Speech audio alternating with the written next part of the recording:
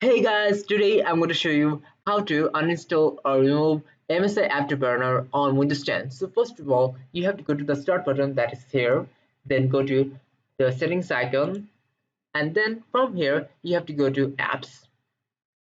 Now you can scroll down and find MSI Afterburner. You could also try clicking on this box and write MSI Burner. So we can see the app right there and we can click on it, then click on uninstall, and then we will be able to uninstall the app. Now there is another way, and that is you can go to the search box and write control panel.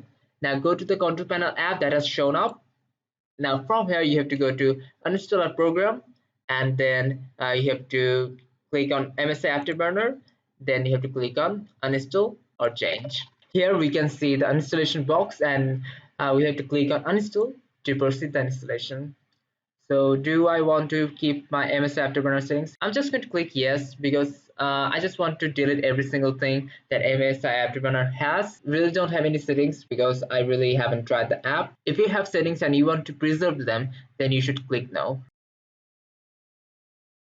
So the installation has completed, and we can now close the program. You can see the shortcut for the MSI Afterburner has gone. So that's how you can actually uninstall or remove MSI Afterburner from your Windows 10. Thank you everybody for watching this video, and if you think this video was helpful to you, please consider subscribing and liking this video, and I will see you next time. Goodbye.